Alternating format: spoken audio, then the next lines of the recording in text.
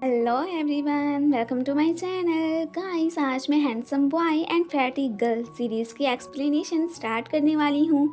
I hope कि आप लोगों को ये सीरीज़ अच्छी लगेगी। So without wasting any more time, explanation को स्टार्ट करते हैं। ड्रामे के स्टार्टिंग में हम इस ड्रामे की फीमेल लीड मियुकी को देखते हैं, जो अपनी फ्रेंड के साथ एक रेस्टोरेंट आई होती है। मियुकी को तो खाने पीने का बहुत शौक होता है। यहाँ पर वो इसे हैंडसम वॉइस एक्टर ओसामू की फ़ोटो दिखाती हैं और सारी गर्ल्स उसके काम की वजह से नहीं बल्कि उसके हैंडसम होने की वजह से उसे लाइक करती हैं। बट एक वाहिद मियुकी होती है जो सिर्फ और सिर्फ इसके वॉइस से ही एडमायर होती है और वो इस जैसी वॉइस एक्ट्रेस भी बनना चाहती है। ओसामू, जो कि ड्रामे का मेल लीड है, एक शो में आया होता है और यहाँ पर सारी फैंस उसकी लुक्स को लेकर उसकी काफ़ी तारीफ करती हैं। बट वो इस बात से खुश नहीं होता कि लोग उसे काम की वजह से नहीं बल्कि लुक्स की वजह से लाइक करते हैं। डायरेक्टर उसे वॉइस एक्टिंग को छोड़कर मॉडल बनने की ऑफर करते हैं, बट वो तो उनकी ये ऑफर ठुकरा देता है और वहाँ से चला जाता है। ओसामू की एक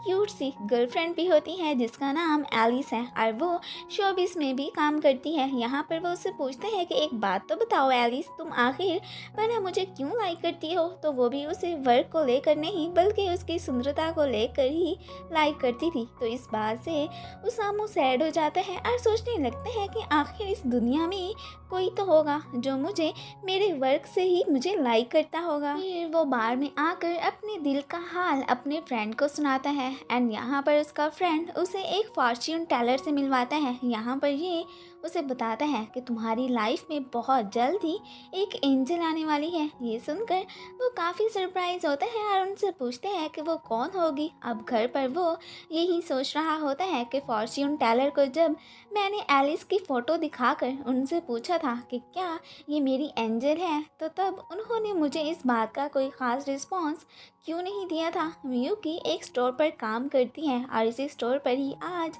एलिस और ओसामू भी आए होते हैं। यहाँ पर मियुकी जब काम करने जा रही होती है तो तभी किसी चीज़ से फिसल के गिर पड़ती है। तो ओसामू फिर आकर उसे देखते हैं एंड साथ में उसे हैंडकरचीफ भी देता है ताकि वो अपनी नाक से बहने वाले ब्लड को रोक सके। यहाँ पर ओसामू नोट करते हैं कि मियुकी तो पेन में भी स्माइल कर रही है, तो उसे उसकी ये अदा बहुत पसंद आती है। एलिस ओसामू से इस बात पे गुस्सा करने लगती है कि तुमने मेरा हैंडकरचीफ उस लड़की को क्यों दे दिया, ये तो मैंने तुम्हें गिफ्ट किया था। और फिर उसकी दी हुई ईयर रिंग्स भी उतार के फेंक देती है। अब ओसामू उसकी ईयर रिंग ढूंढने लगते हैं तो मियुकी भी उनकी हेल्प करवाने लगती है। तो फिर एलिस उसे कहती है कोई बात नहीं, जैसे तुमने मेरा दिया हुआ गिफ्ट किसी और को दे दिया वैसे ही अगर तुम्हारी दी हुई ईयर रिंग्स गुम हो गई तो कोई बात नहीं। और फिर वो उसे लेती हुई वहाँ से चली जाती है। डायरेक्टर अपनी असिस्टेंट से मिलकर न्यू वॉइस एक्ट्रेस को जॉब्स देने का डिसाइड करते हैं। पहले उनकी कंपनी इस वजह से बदनाम थी कि ये लोग बस प्रीटी गर्ल्स को ही काम पर रखते हैं, तो इस दफ़ा डायरेक्टर एक नई गेम खेलता है कि हम इंटरव्यू में एक अगली गर्ल को भी पास कर देंगे। इस तरह हमारी कंपनी की रेपुटेशन ठीक हो जाएगी। इंटरव्यू देने मियुकी भी अपनी फ्रेंड के साथ आई होती है। डायरेक्टर तो इसे यहाँ देखकर बुरी सी शक्ल बना लेता है। अब यहाँ पर मियुकी जब इंटरव्यू देने जा रही होती है तो तब बेध्यानी में डोर से टकरा कर गिर जाती है। फिर उसकी फ्रेंड आकर उसे वहाँ से उठाती है। अब फिर वो इंटरव्यू देती हैं। फिर जब यहाँ पर असिस्टेंट उन 3 गर्ल्स के नेम मेंशन करती है जो इंटरव्यू में पास हो गई हैं, तो उनमें मियुकी का नाम भी होता है और इस बात से उसकी फ्रेंड तो जल भुन जाती हैं। अब पास होने वाली गर्ल्स में ओसामू जब मियुकी को देखते हैं तो काफ़ी सरप्राइज होता है और जब वो डायरेक्टर से सुनता है कि हमने तो इस अगली लड़की को सिर्फ अपनी रेपुटेशन ठीक करने के लिए ही पास किया है, तो इस बात से वो सैड हो जाता है। फिर जब वो मियुकी से मिलने स्टोर पर जाता है तो उसका फ्रेंड उसे बताता है कि वो ऑडिशन की तैयारी करने पार्क गई है, तो वो फिर उसके पीछे वहाँ जाता है। अब उसकी तरफ जाते हुए मियुकी तो फिर से फिसल के गिर जाती है, तो ओसामू फिर अपना हाथ आगे बढ़ाकर उसे उठाता है। यहाँ पर मियुकी तो अपने आइडल को अपने सामने देखकर बहुत खुश होती है। यहाँ पर वो आया तो उसे ये बताने था कि कल ऑडिशन में शायद तुम पास नहीं हो सकोगी क्योंकि डायरेक्टर ने जस्ट अपनी रेपुटेशन के लिए ही तुम्हें पास किया है। बट उसे कल के ऑडिशन के लिए इतना खुश देखकर वो उसे कुछ नहीं बता पाता। यहाँ पर वो इससे पूछते हैं कि तुम आखिर मेरी फ़ैन क्यों हो, और साथ में ये भी कि तुम वॉइस एक्ट्रेस क्यों बनना चाहती हो। तो वो उसे कहती है कि मुझे आप तो सिर्फ वॉइस एक्टिंग की वजह से ही अच्छे लगते हो, और मैं आपसे इतनी एडमायर हूँ कि मैं अब आपकी तरह ही वॉइस एक्ट्रेस बनना चाहती हूँ। ये सब सुनकर ओसामू को लगता है कि फॉर्च्यून टेलर ने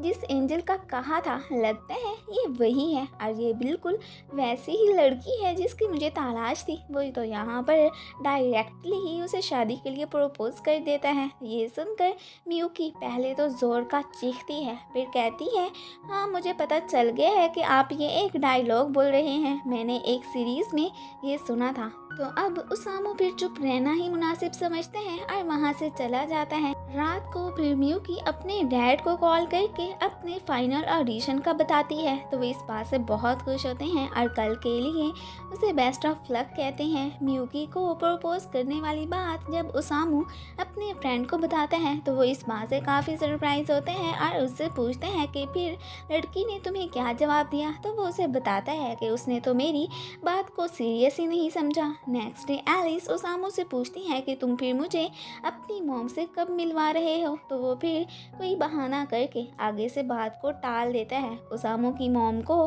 तो ड्रंक करने के अलावा कोई और काम आता ही नहीं था। वो तो अपने बेटे पर कोई तवज्जो भी नहीं देती थी और ना ही उन्हें अपने बेटे की कोई ख़ास फिक्र थी। डायरेक्टर ओसामू को फिर से मॉडल बनने के लिए फोर्स करने लगता है, बट वो अभी भी उसे ना ही करता है। अभी फिर से डायरेक्टर आज प्रीटी गर्ल्स को रखने की बात करते हैं, तो इस बात से उसका दिल बुरा हो जाता है। तो वो अब फिर से मियुकी को सब सच सच बताने आता है और बता भी देता है। तो वो उसे स्माइल करके कहती है कि मैं इस बारे में जानती हूँ, क्योंकि मैंने छुपकर इंटरव्यू के दौरान डायरेक्टर की बातें सुन ली थी, बट मैं फिर भी हार नहीं मानूंगी और कल अपनी पूरी ट्राई करूंगी कि उन्हें मेरा ऑडिशन पसंद आ जाए। तो फिर ओसामू उसे कल के लिए बेस्ट ऑफ लक कहता है। नेक्स्ट डे जब वो सामान रखने एक रूम में जाती है, तो तब उसकी चुड़ैल फ्रेंड उसे रूम में बंद कर देती है। आज उसका ऑडिशन था, तो वो इस बात से